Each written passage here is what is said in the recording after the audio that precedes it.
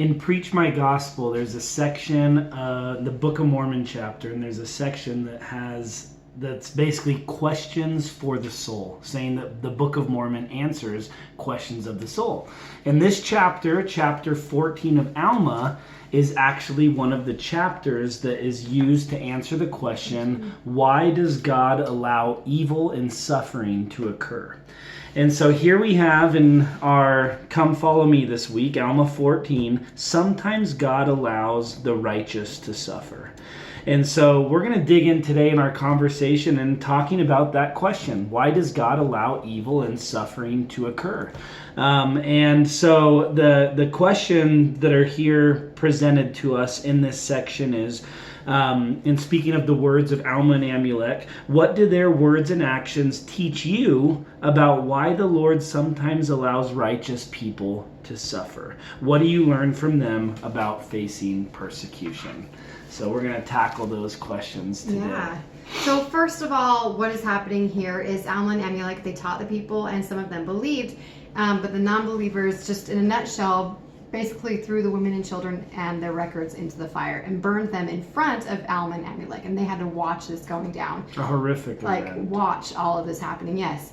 And then not only that, they were taken and cast into prison, and I have everything written here, like they were smote upon a lot, they were withheld, they did mock them for many days, they withheld food from them, withheld water from them, they did take their clothes from them, and they were bound with strong cords, confined in prison. They suffered for a really long time before they were able to exercise their faith and shake down the walls of the prison and be released.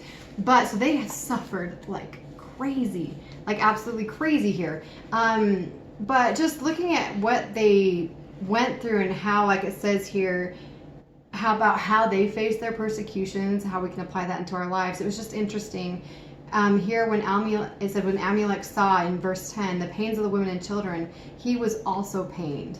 And then he wanted to stop it, knowing that's going to be so hard. He knew they had faith enough to stop it, that he knew that God could stop this. Yeah. But Alma said that he was constrained by the Spirit and he should not stop it.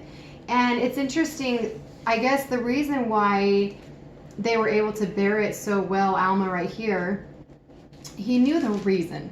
I guess the why. I think when we know, like we've talked about it before, when we know the whys of things, it's a lot easier to be able to do what we're supposed to do. But in verse 11 it says, behold, the Lord receiveth them up unto himself in glory, and he doth suffer that they may do this thing, or that the people may do this thing unto them, according to the hardness of their hearts, that the judgments which he shall exercise upon them in his wrath may be just. And the blood of the innocent shall stand as a witness against them, and cry mightily against them at the last day. And so he knew that these people were righteous, and that they were going to be welcomed into the arms of God. They were going to be exalted, but that justice needed to happen, and for those that were wicked. And so just in their case, it's different for everybody, the whys, but he understood the why. And I think had that testimony in God and the whys of the gospel, and I think that's what kind of grounded him in this situation. Well, it's interesting that the suffering of Alma, Amulek, and then these women and children that are mentioned, the people that did accept the message, God's justice was manifested through them, and we find out in the next couple, spoiler alert, in chapter 16 of Alma, we find out that the entire city is destroyed. Mm-hmm. And so it's interesting how the suffering of these people is what brought to pass the justice of God. The justice and the destruction of the city, yeah. Anything else? Do you have something right Yeah, no, I just, a thing that kind of, I learn lessons in kind of weird ways.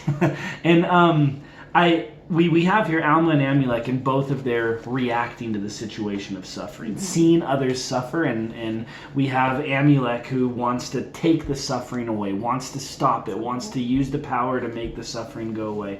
And God's will is manifested actually in Alma's desire, which Laura read in verse 11. And I guess I love how Alma's reaction is second in the order of the verses, because I feel like when it comes to suffering, we need to take a moment to just let God's will be made known to us. We need to be able to ask that question, why is this suffering taking place, and let the Spirit manifest itself like it did. What does it say here? And Alma said unto him, the Spirit constraineth me. So he had a moment to allow the Spirit to touch him. It wasn't like situation happening, let's react. It's second in line, but also he had a moment to feel the Spirit. And I think that suffering is very personal. And when suffering occurs, it's natural to want to stop the suffering. But I believe we know from many examples in the scriptures that suffering is a part of God's plan for us. It helps us to learn some of life's greatest lessons. Some of the trials and hardships of my life have brought to pass some of the greatest teachings I've received. I love that. It's kind of like, Alma had been in the gospel longer. Amulek was still learning and everything. So he had more of a here and now view, while Alma's was eternal. Yeah. And it's so hard sometimes when you're in suffering to see the eternal perspective, but I think that's when you can really step back and have the Spirit work within you. And I actually looked up, I was kind of looking up like why God allows suffering, because that's kind of like one of the questions, why does he allow righteous people to suffer? And there's just a few things that, I don't know, I just really liked thinking about these, specifically in our lives or, with Alma and Amulek, but personally what we're going through. Some of the reasons are it strengthens us for future tasks. It makes us sensitive or be able to empathize with others and what they're going through. That's a big one. Yes. Especially for disciples, people that are following Christ, being able to suffer and empathize helps you to help others. Exactly. And then also helps you to be willing to suffer for them, to have that Christ-like love, to be able to bear suffering for them. It helps you appreciate Christ's atonement for what he went through and suffered for us. And then also it's used to purge our imperfections and to help purify us. So as you think about the suffering that you go through your life, or I'm going to do the same thing, like think about what it is that could be the reason why. We know that this is not just them witnessing suffering. Like Laura mentioned, is that they suffered so much. And what's interesting about their suffering is they're delivered by the power of God, right? The walls come crumbling down. They break the bands which hold them tight. They actually escape this suffering. It does not lead to destruction and death for Alma and Amulek. But the interesting thing about their suffering is they suffer everything and before they're delivered. Yeah. Like it says, and it came to pass that in verse 25 that they all went forth and smote them. They weren't just smote. They were smote by every single one of these daily, people. like over and over. I think it's 3 days. It just says many days. It doesn't even say how many. Yeah. So many days they're suffering these things. And it's not just a physical suffering. It's an emotional suffering. These people are belittling them. And it's just, there's a quote that I love. We all love Jeffrey R. Holland. We all love his ability to just teach in a way that touches our soul. And he's been going through the past couple of days suffering. He's been sick, and then the church made an official announcement of his sickness. And I think that just makes this quote even more impactful as we go, empowering during this week. So this is from a talk in 2009, which he gave, Lessons from Liberty Jail. And he quotes one of the revelations, one of the scriptures that Joseph Smith receives. The Son of Man hath descended below them all. Art thou greater than he?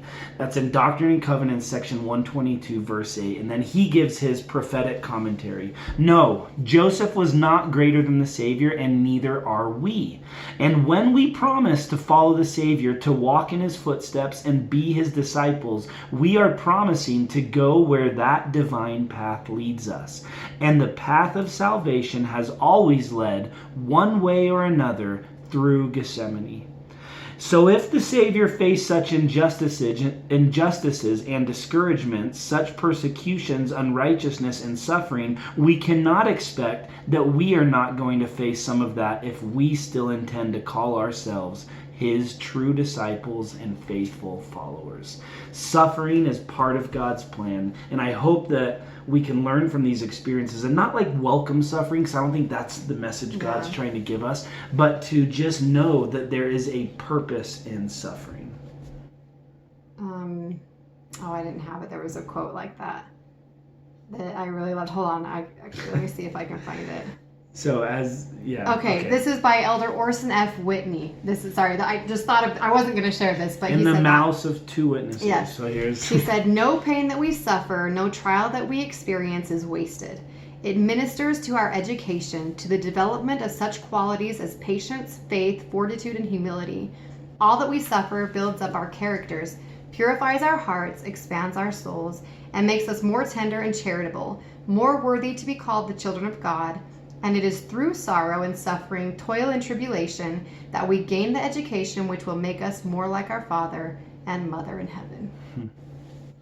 beautiful. Yeah, So I think just re-asking that question that Laura asked, what are some of the lessons that you've learned either from your personal suffering or from the experiences here in the scriptures?